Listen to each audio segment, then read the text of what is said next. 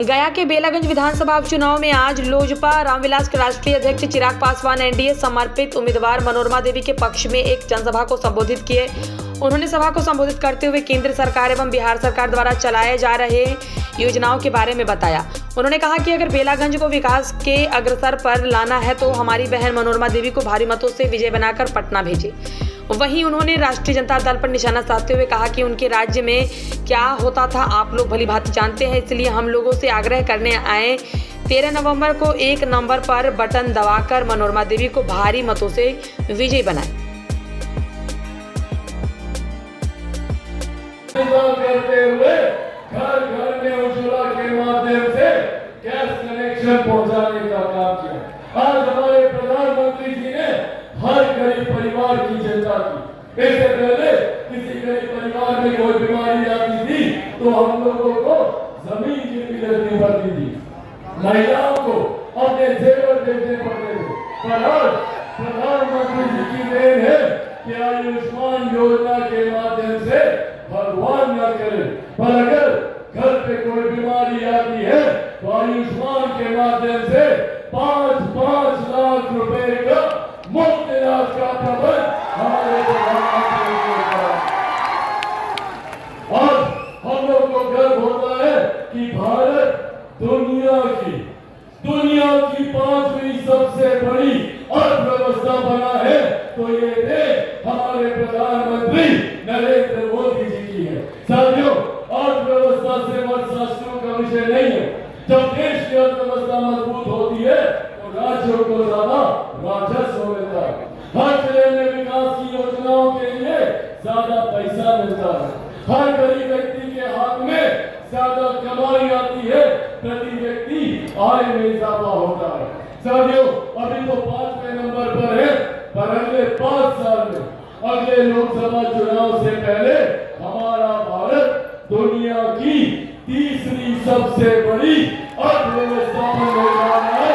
ये देश हमारे प्रधानमंत्री जी की और उन्हीं के साथ मजबूती से कदम मिलाकर चलने वाले हमारे मुख्यमंत्री जी की योजना, जिसने बिहार में हमारी बहनों को सम्मान देने का काम किया, सरकारी नौकरी में उनको आरक्षण देकर महिलाओं को आगे लाने का काम किया, शिक्षा विद्यालय के स्तर से ही बच्चों को साइकिल देकर, छात्रों को साइकिल देकर जिस तरीके से मुख्यमंत्री नीतीश कुमार जी ने हमारे प्रदेश के युवाओं को आगे बढ़ने का अवसर दिया है और जिस तरीके से ये डबल इंजन की सरकार चल रही है, जरूरी है कि हम लोग इस डबल इंजन की सरकार को और मजबूती देने का काम करें। जहाँ एक तरफ हमारे सीमाएं कैसे सुरक्षित रहे, इसकी चिंता भी हमारे प्रधानमंत्री ने की। जहाँ हमारे प्रधानमंत्री ने गांव में सुविधा देने की सोच रखी तो अंतरिक्ष के माध्यम से भी कैसे देश विकास की राह पर आगे चले, इसकी चिंता भी हमारे प्रधानमंत्री ने की।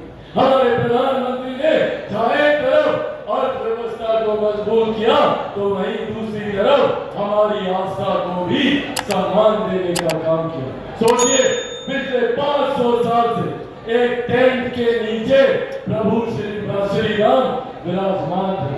500 साल से किसी ने उनकी चिंता नहीं की। आजादी के 75 साल में किसी प्रधानमंत्री ने प्रभु श्री राम के बारे में नहीं सोचा। पहली बार देश में एक ऐसे प्रधानमंत्री आए, आदरणीय नरेंद्र मोदी जी, जिन्होंने रामलला के लिए भव्य मंदिर अयोध्या में भव्य राम मंदिर का निर्माण कराकर उसकी प्राण प्रतिष्ठा कराने का काम किया। एक प्रधानमंत्री जो आस्था को भी सम्मान देते हैं, एक प्रधानमंत्री जो गरीबों की भी सोच रखते हैं, एक मुख्यमंत्री जो बच्चों की भी चिंता करते हैं तो बुजुर्गों का भी ख्याल रखते हैं। जरूरी है इस सोच को बढ़ावा देने की। मेरी रगों में भी वही सोच है। मेरे नेता, मेरे पिता आदरणीय रामविलास पासवान जी ने अपना पूरा जीवन गरीब लोगों के लिए समर्पित, समाज के गरीब वंचित लोगों के लिए समर्पित करने का काम किया। और मुझे गर्व होता है जब मैं हाथ में मोबाइल फोन देखता हूँ। ये दिन मेरे नेता, मेरे जब वो दूरसंचार मंत्री थे उस वक्त भारत में पहली बार मोबाइल फोन आया, पर उनको दुख इस बात का हो रहा था कि वो अमीरों की जागीर।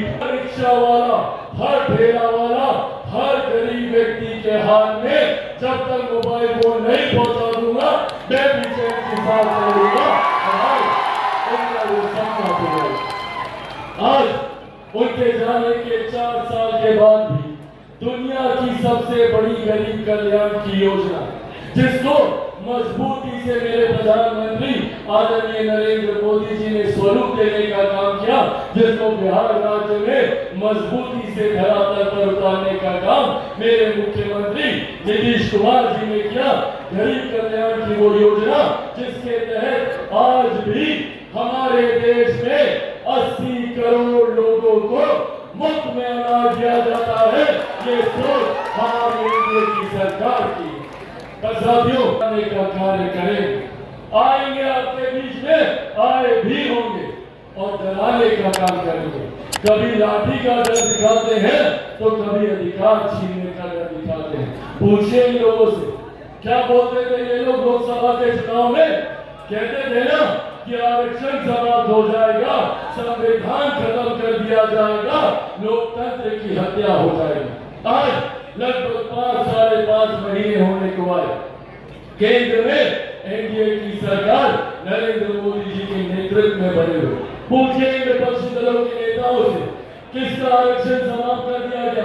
कहां का संविधान खत्म कर दिया गया? कौन से लोकतंत्र की हत्या कर दी गई? ये लोग सिर्फ डराकर हम लोगों का वोट लेने की सोच रखते हैं। ये वो लोग हैं जिसमें गठबंधन में तमाम घटक दल जितने हैं, इनका कोई न कोई नेता सिर्फ और सिर्फ भ्रष्टाचारों के आरोपों में लिप्त रहने का काम करते हैं और ये हम लोगों को डराने का काम करते हैं। आज साथियों, आप लोगों के सामने मैं मेरे नेता, मेरे पिता आदरणीय रामविलास पासवान जी के संघर्षों की कसम खाकर ये वादा आप लोगों से करके जाता हूं कि जब तक चिराग पासवान जिंदा है, मैं आरक्षकों को पर हम अगर खतरा है तो इन लोगों से, इन विपक्षी दल के नेताओं से खतरा है तो हमारी गरीब कल्याण की योजनाओं। अगर ये लोग आ गए तो आयुष्मान बंद कर देंगे, ये लोग आ गए तो राशन देना बंद कर देंगे, ये लोग आ गए तो उज्ज्वला योजना बंद कर देंगे, अगर ये लोग आ गए तो देश की अर्थव्यवस्था वही 10वें-12वें नंबर पर चली जाएगी। इसीलिए साथी, ये जिम्मेदारी हम सब की बनती है। हम सब की ये जिम्मेदारी बनती है कि हम लोग एक ऐसे विधायक को यहाँ से जीत कर भेजें जो बिहार, वहां पर भी आगामी 23 तारीख को झारखंड में भी हम लोग प्रधानमंत्री नरेंद्र मोदी जी की सोच वाली डबल इंजन की सरकार झारखंड में भी 23 तारीख को हम लोग बनाने जा रहे हैं। उसी के प्रचार के लिए झारखंड में था, वहां से आते आते थोड़ा सा विलंब हुआ, और उसके बावजूद जिस जोश, जिस उत्साह, भारी संख्या में आप लोग यहाँ पर मौजूद हैं, इससे एक बात तो तय है कि 23 तारीख के परिणामों की घोषणा को अग्रह बधाई ही हम देते हैं। साथियों, पर ये चुनाव मनोरमा जी के लिए जीतना जरूरी है। हम लोगों का मुख्य धारा के साथ जुड़े रहना। बिहार में जिस तरीके से आज प्रधानमंत्री जी के नेतृत्व में राष्ट्रीय स्तर पर और बिहार में मुख्यमंत्री नीतीश कुमार जी के नेतृत्व में जिस मजबूती के साथ एनडीए सरकार आगे बढ़ने का काम कर रही है, जिस मजबूती के साथ विकास की योजनाओं को निरंतरता में धरातल पर उतारा जा रहा है, जिस मजबूती के साथ जितने लंबे पड़े कार्य थे उनको केंद्र और राज्य सरकार के तालमेल के साथ उनको पूरा किया जा रहा है। ऐसे में जरूरी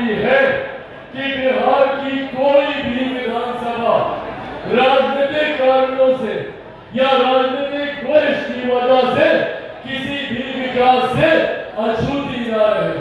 हम सब जानते हैं कि यहाँ पे जो विपक्षी दलों का गठबंधन है वो निरंतरता में प्रयास करते हैं कि कैसे हम लोग प्रधानमंत्री जी की योजनाओं को धरातल पर करने से रोकें, कैसे मुख्यमंत्री नीतीश कुमार जी के विकास के कार्यों को हम लोग आगे बढ़ने से रोकें, कैसे हम लोग हमारे ही लोगों को, बिहारियों को ही जात पात धर्म मजहब में बांटकर एक दूसरे के साथ लड़वाने का काम करें, ताकि जब हम लोग लड़े तो ये विपक्षी दल के नेता अपनी राजनीतिक रोटियां सेकने का काम करें। ऐसे में जरूरी है हमें एकजुट रहने की। सोचिए, देश के एक ऐसे प्रधानमंत्री और प्रदेश के एक ऐसे मुख्यमंत्री जिनके तालमेल से आज बिहार तीव्र गति से विकास के कार्यों को अंजाम दे रहा है। सोचिए, आज से पहले महिला यहाँ पर मौजूद है, आज से पहले किस प्रधानमंत्री ने महिलाओं के सम्मान की चिंता की? पहली